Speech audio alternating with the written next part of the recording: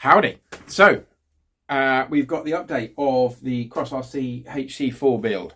So, the last time I filmed anything about this was the unboxing, and I said we'd do little bits of build videos and catch-ups, and as my usual style, I just went ahead. But I've got quite a bit to show you in this video, so we're going to zoom in shortly and talk through some bits and pieces. This has been a really good build. Actually, the best cross build I've done so far, and then that says something. That's saying something because I've done a PG4L, an MC6, and the Mammoth. So yeah, there's something special about this, and I'm going to talk about that. And she looks just badass, right? White wheels. She just looks hench. I just love it. It's just, yeah, I'm really excited. I was excited anyway, but the more the build's going on, the happier and better I feel about it. So yeah, we're going to talk through things I've changed, things I've done, you know, what my plans are and how the build's gone so far. So let's stop looking at my ugly mug and get into it and zoom in and have a bit more of a chat. It's a bit of a closer look. She just looks badass. Hench, just amazing. Check this out. Especially, yeah, there's something about it. It's just, I love it. I'm absolutely in love with it. I'm more excited about this, believe it or not, than I was for the MC6 or even the Mammoth. And the Mammoth was a dream truck, so that's saying something. There's something really amazing about this. I mean, I love this cab anyway. It's just an iconic looking thing. So this is going to be all out of order. It's just going to be, there's no kind of script or whatever. I'm just going to talk as we go. So you have to bear with me. So the cab has gone on. That fits really nicely. And the interior is in. Obviously, it needs to come out. It's not glued in or anything. But that's something different about this kit. It feels so premium. Everything fits, especially even with the Mammoth. There were little bits of it that were a little bit tricky and fiddly. So far, I haven't had that with this. The interior, compared to the MC6, that was getting the floor in, is a right faff. I found it anyway. You know, way it pushes in, it's awkward. This just seems to, I don't know why, but I'm not going to argue, and I love it. There is in the cab floor. Let's take the cab off. It's not bolted down or anything. So the interior, you have to cut a hole in the interior floor. It's already scored out, so it's not difficult to do that, but the servo obviously pokes through, which I was a bit concerned at. But when you've actually got the cab on, you can't really see it. So I'm going to do something to hide that so you don't really see it. But yeah, I was just a bit taken back. It's not something I expected, but it works quite well. And again, I was thinking, oh, is the cut line in the right place? But it's brilliant. It accounts for the certain, you know, the wire coming out the back. It's just been done very well. And there hasn't been any, like, bodging, if you like, any bits that don't quite, you do what the manual says and it doesn't quite work, which I've had with most kits. And this so far, I haven't, and I'm really pleased with that. So that's great. He says as it's now, yeah, locked under there. So let's get this out the way. Try not to stand on that afterwards. So the chassis has gone together really well. And you know, first time I've had metal axles, which I've said before, but it's all gone together lovely.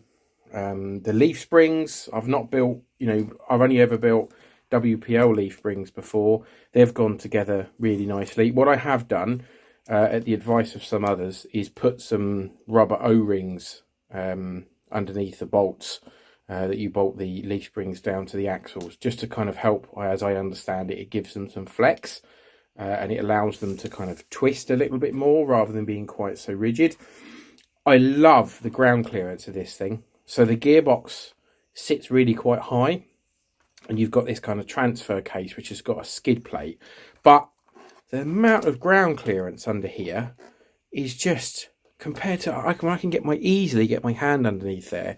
Now compared to some of the other, well, I say some of the others, compared to my MC6, where the gearbox sits really low, ground clearance in the centre of the truck is pretty atrocious.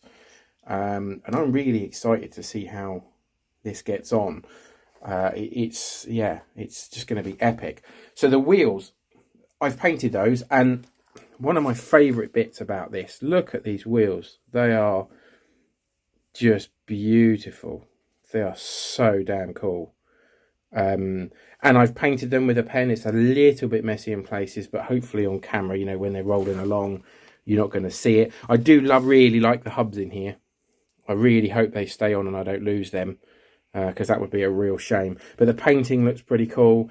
The rig is going to be a white body predominantly with bits of black on it, so hence the, you know, white writing. I thought, you know, that idea came to me. I was a bit nervous about trying that because, you know, if you get it wrong, I know you can scrape it off. But another point I love is these tyres.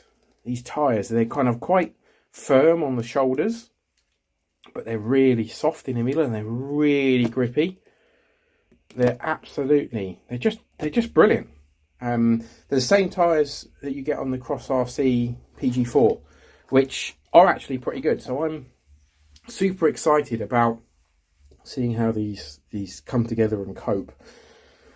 So it is a rolling chassis. As you can see there from a funny steering, the steering arms aren't on because I need to put them together and paint them because I want them to be black.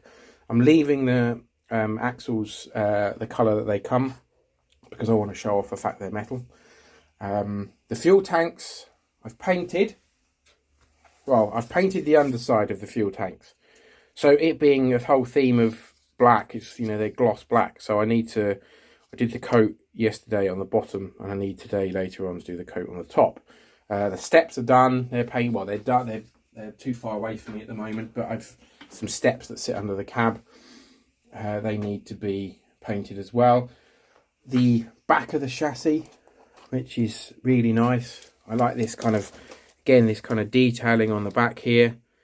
It's just these parts here. It's just cool.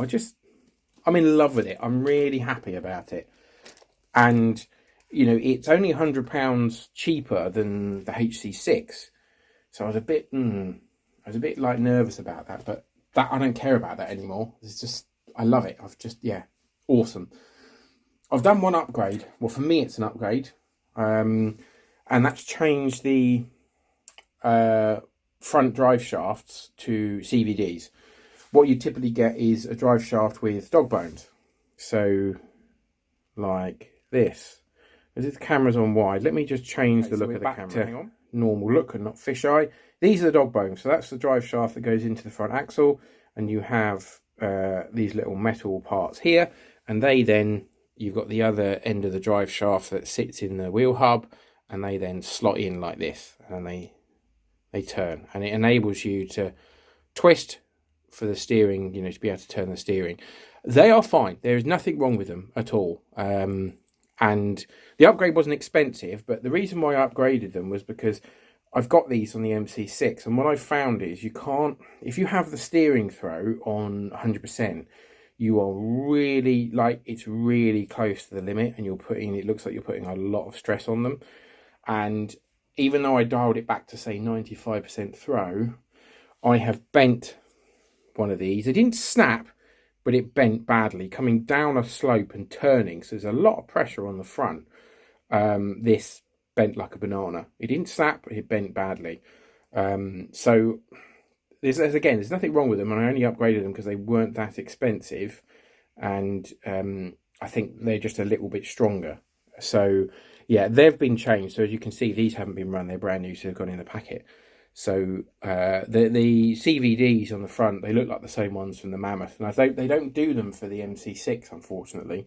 Otherwise, I would have changed them and upgraded them. Because the steering throw on these things isn't fantastic. And it's not meant to be.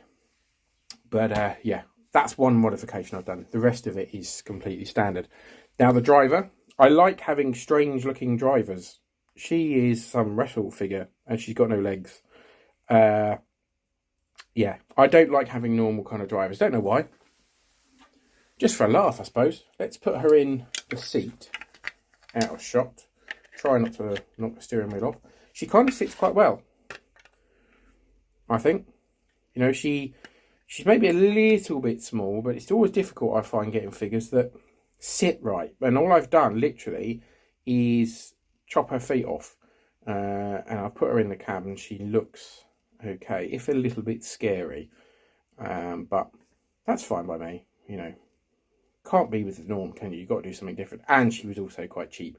I visited the toy store with my daughter. We're buying something for her, and she was at the counter, probably like, buy me. No one wants to buy me because I look a bit strange.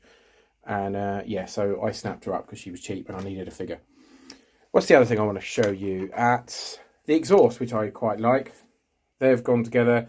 There's a nasty old seam line in there. If I could really be bothered, I'm going to focus. There's a nasty old seam line in there. If I could really be bothered, I'd try and fill over that and sand it, but I'm not sure I want to. I have put this, like the mesh around the exhaust, I put that on so that it just sits into shape before I prep everything for paint. The exhausts are going to be black, and I might do this kind of like a silver colour so it stands out a little bit. I'm going to kind of weather the top of the exhaust as well. So yeah, that's a really nice touch, and that wasn't very difficult to put on either. So it's progressing. Let's change to the wide camera. There we go. It's progressing nicely. I really am just getting onto painting now. I need to build the bed. I haven't done that, so that'll be the next thing. So I think the next update I do will be about maybe when it's primered or some more bits are together. I don't quite know yet, but maybe I'll give you a sneak preview when the cab's painted. It's going to be a nice gloss white and lacquered with clear lacquer, so it's going to be quite shiny and clean, and it needs to look pretty hench, but it needs to look pretty, you know, pretty damn spangly. So I'm over the moon. I really cannot wait to get this running and get some video of it. I think it's going to be a new favourite of mine. Something special about it. Really happy, excited, which is great. Thanks for watching, everyone. There was a lot of views on the first unboxing of this, so if you haven't seen that one, go and check that out, and hopefully all the people that watch the unboxing will be watching this as well. Thanks for your support as always. Stay safe. Please like and subscribe, and catch you soon. Bye for now.